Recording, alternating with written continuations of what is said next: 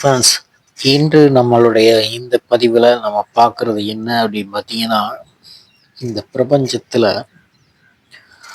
நம்ம நினைக்கிறது நடக்கணும், நம்மளுடைய தேவைகளெல்லாம் நமக்கு கிடைக்கணும் அப்படின்னா, நாம் இந்த பிரபஞ்சத்திட்ட எப்படி கேட்கணும், என்ன பண்ணணும் அப்படிங்கிறத பற்றி இந்த பதிவில் நம்ம பார்க்க போகிறோம். ஸோ அதுக்கு முன்னால் நம்ம சேனலுக்கு நீங்கள் இப்போ தான் புதுசாக பார்க்குறீங்களா, சேனலை சப்ஸ்கிரைப் பண்ணிக்கோங்க. வீடியோ உங்கள் ஃப்ரெண்ட்ஸுங்களுக்கும் முழுசாக பார்த்துட்டு ஷேர் பண்ணுங்கள், அவங்களும் பார்த்து பயன்பெறட்டும். இந்த பிரபஞ்சம் ஒரு இயற்கையின் ஒரு ஒரு ரூல்ஸில் இருக்கு. அதாவது இயற்கை அப்படிங்கிறது தான் பிரபஞ்சம். இந்த கடவுள், இந்த இறைவன், அது எந்த தெய்வமாக இருக்கலாம், எந்த மதமாக இருக்கலாம், யாராக இருந்தாலும் சரி, எல்லாமே ஒன்று தான். சரிங்களா? எல்லாத்துக்கு மேலே இருக்கக்கூடிய ஒரு தெய்வம், ஒரே ஒரு தெய்வம். ஏன்னா இங்கே பிறந்தது, இந்த உலகத்தில், இந்த யூனிவர்ஸில் இங்கே பிறந்தது 2 பேர் தான். ஃபஸ்ட்டு கடவுளால் படைக்கப்பட்டது ஆதாம் ஏவாள், 2 பேர் தான் பிறந்திருக்கிறாங்க. 2 பேர் தான் அவர் படைச்சி கொடுத்துருக்கிறாரு. சரிங்களா? இது அந்த இயற்கையின் படைப்பில் அவங்க 2 பேர் தான் இருக்காங்க. அதில் இருந்து டெவலப் ஆக மக்கள் அதிகரிக்க நாகரிகம் வளர வளர மதங்கள் எல்லாமே வந்துடுச்சு. அப்போ 3 பேராக பிரிஞ்சுட்டாங்க. இன்னும் கூட நிறையா பிரிஞ்சிருக்கலாம். ஸோ ஒவ்வொருத்தவங்களுக்கும் ஒவ்வொரு தெய்வத்தை ஃபிக்ஸ் பண்ணிக்கிட்டாங்க. ஸோ அதெல்லாம் பிரச்சனையே கிடையாது. ஸோ எல்லாருக்கும் மேலே நடுவில் இருக்கிறது ஒரே ஒருத்தர் மட்டும்தான். அதுதான் அந்த பிரபஞ்ச சக்தி. இந்த சக்தியை மீறி எதுவுமே கிடையாது. இந்த சக்திகிட்ட நம்ம இந்த உலகத்துக்கு வந்தது எல்லாருமே ஒரு சில காரணத்துக்காக தான் நம்ம எல்லாமே இங்கே பிறந்திருக்கிறோம், படைக்கப்பட்டிருக்காங்க. சரிங்களா? நீங்களா ஒன்றும் பிறக்கல, ஆனால் யாருமே யாராவும் பிறக்கல.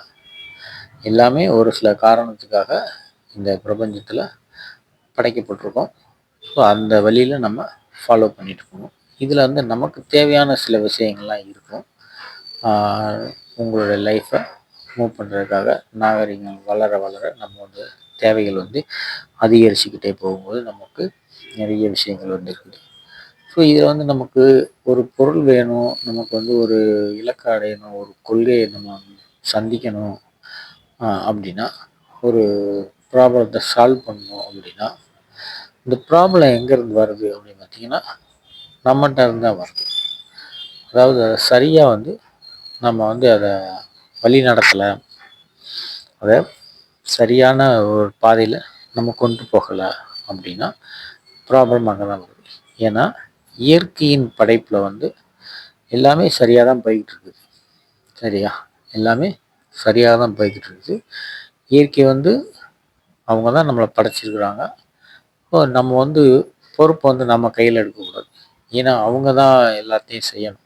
மேலே இருக்காங்க பார்த்தீங்களா, அந்த தெய்வம்னு சொல்கிறோம், அந்த யூனிவர்ஸ், அந்த பிரபஞ்சம், அந்த சக்தி, அந்த கடவுள் நமக்கு மேலே இருக்காங்க. அவங்க தான் எல்லாத்தையும் பார்க்கணும், அவங்க தான் எல்லாம் செய்யணும். நம்மளை படைச்சிருக்காங்க. நம்ம ஏதோ ஒரு காரணத்துக்காக நம்ம இங்கே வந்துருக்கிறோம். அவங்க நம்மளை அங்கே அனுப்பிச்சிட்ருக்காங்க, நம்ம வந்திருக்கோம். ஸோ அதை விட்டுவிட்டு நம்மளாம் ஏதாவது என்னுடைய தேவைகள் இந்த மாதிரி இருக்குது அப்படின்னு சொல்லி நீங்கள் வேறு தவறான ஒரு பாதையில் போனீங்க அப்படின்னா அது தப்பாயிடும். அப்படி ஆகும்போது தான் உங்களால் அந்த சரியான கோலை மீட் பண்ண முடியலை, உங்கள் கோலை அடைய முடியலைன்னு அர்த்தம். உங்களுடைய தேவை என்ன அப்படிங்கிறது அவங்களுக்கு தெரியும். ஏன்னா நம்மளை இங்கே அனுப்பிச்சி விட்டது சில விஷயத்துக்காக, ஒரு சில வேலைகளுக்காக தான் நம்மளால் வந்துடும். அந்த வேலையை செய்ய நமக்கு என்ன வேணுமோ, நமக்கு என்ன தேவையோ அதை அவங்க கொடுப்பாங்க. சரிங்களா?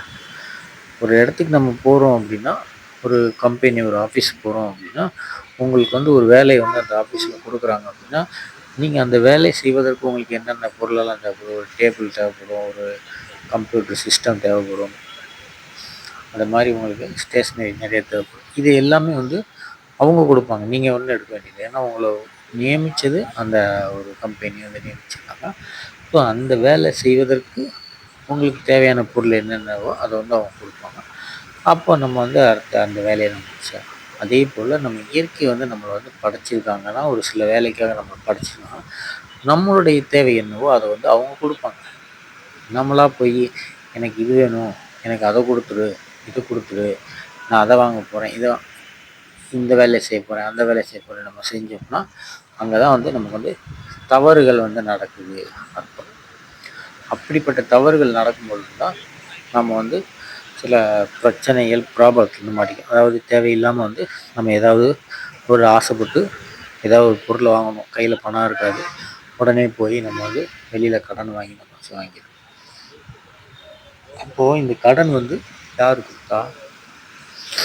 கடனை வச்சது யார்?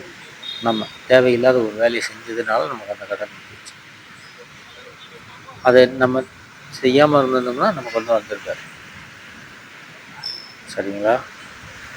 இயற்கையோட பொருளை வந்து நம்ம எதுவுமே பண்ணக்கூடாது. அவங்க வந்து நம்ம கொடுப்பாங்க. உங்களுடைய வேலையை மட்டும் நம்முடைய வேலையை மட்டும் நம்ம வந்து கரெக்டாக ப்ராப்பராக செஞ்சோம்னா நமக்கு வந்து எல்லாமே சரியாக நடக்கும். அதனால இந்த இயற்கையிட்ட வந்து நம்ம வந்து பிரபஞ்சத்தை வந்து நம்மளுடைய கோல் என்னவோ அதை மட்டுமே நம்ம வந்து பிளான் போட்டு நம்ம வந்து கரெக்டாக செய்யணும். இப்போ நம்ம உங்களுக்கு ஒரு வேலை இது வேணும் அப்படின்னா அதை வந்து கரெக்டாக எனக்கு இதுதான் அப்படிங்கிறத, அதுக்கு என்னென்ன தேவை அப்படிங்கிறத கரெக்டாக ப்ராப்பராக பார்த்து, என்ன இப்போது ஒன்றுனா இப்போது ஒரு வேலை வந்து கிடைக்குது, அந்த ஒரு வேலை உங்களுக்கு வேணும் அப்படின்னா நம்ம என்ன பண்ணணும்? அந்த வேலை வந்து எனக்கு வேணும் அப்படின்னா இந்த பிரபஞ்சத்தை கேட்டிங்கன்னா சரியாக ப்ராப்பராக நம்ம கேட்டோம்னா கரெக்டாக கிடைக்கும். அது எப்படி கேட்கணும் அப்படின்றது தான் நமக்கு வந்து சரியாக வந்து புரிகிறது. நம்ம வந்து அந்த கேட்குறோம், எனக்கு இந்த வேலையை கொடுத்துருங்க சாமி, முருகா எனக்கு வேலை கொடுத்துரு, சிவபெருமானே எனக்கு இந்த வேலையை வாங்கி கொடுத்துரு அப்படின்னு கேட்குறோம். ஸோ அது வந்து தப்பு. அதாவது நம்ம வந்து அந்த பிரபஞ்சம், அதான் அந்த சக்தி, அந்த முருகர் இருக்காரோ இல்லை சிவன் இருக்காரோ இல்லை உங்களுடைய எந்த அல்லாவாக இருந்தாலும் சரி, ஜீசஸாக இருந்தாலும் சரி, யாராக இருந்தாலும் சரி, அவங்கள்ட்ட நம்ம கேட்கணும் அப்படின்னு வச்சுக்கோங்களேன். அவங்கள்ட்ட கேட்குறீங்க, நீங்கள் போய் உங்களுடைய கோரிக்கையை வந்து சொல்கிறீங்க அப்படின்னா, இந்த கம்பெனியில் எனக்கு வேலை வேணும், இந்த கிழமையில் எனக்கு வேலை வேணும், இந்த போஸ்டிங் வேணும், இவ்வளோ சேலரியில் வேணும் அப்படிங்கிறத ப்ராப்பராக கன்ஃபார்ம் பண்ணி அவங்கள்ட்ட சொல்லணும். பிரபஞ்சத்திட்ட கன்ஃபார்ம் பண்ணி நம்ம சொல்லிட்டோம் அப்படின்னா சொல்லிட்டு விட்டுறணும். அதுக்கு பிறகு எனக்கு இந்த வேலை கிடைக்குமா கிடைக்காதா அப்படிங்கிற ஒரு சந்தேகப்பட்டீங்கன்னா கிடைக்காது.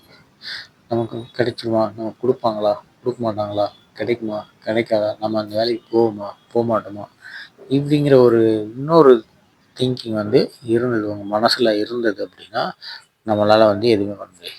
ஏன்னா அவங்கக்கிட்ட ஒரு விஷயத்தை கொடுத்துட்டோம், ப்ராப்பராக அவங்க ஒரு பொருள் ஒரு வேலையை சொல்லிட்டேன், எனக்கு இது வேலை வேணும் அப்படிங்கிற இந்த ப்ராப்பராக இதெல்லாம் நம்ம வந்து நீங்கள் ஒரு பேப்பரில் கூட எழுதி வச்சுக்கிட்டு வரிசையாக கூட ஒன்றா வாசித்து மெதுவாக எழுதி வச்சு கூட அந்த பிரபஞ்சத்திட்ட வந்து நீங்கள் கேட்டிங்கன்னா நீங்கள் கேட்குறது அத்தனையுமே கொடுப்பதற்கு தயாராக இருக்கிறாங்க.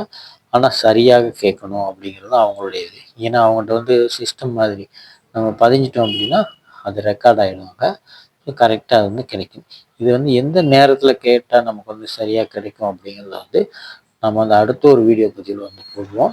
ஸோ இப்போ இந்த இதை வந்து நீங்கள் ஏதாவது கேட்குறதா இருந்தால் இந்த மாதிரி தான் அந்த பிரபஞ்சத்திட்ட வந்து ஒரு கோரிக்கையை வைக்கணும் அப்படிங்கிறது தான் நம்மளுடைய இந்த வீடியோ பதிவு வந்து உங்களுக்கு புரிய வச்சுருக்குன்னு நினைக்கிறேன்.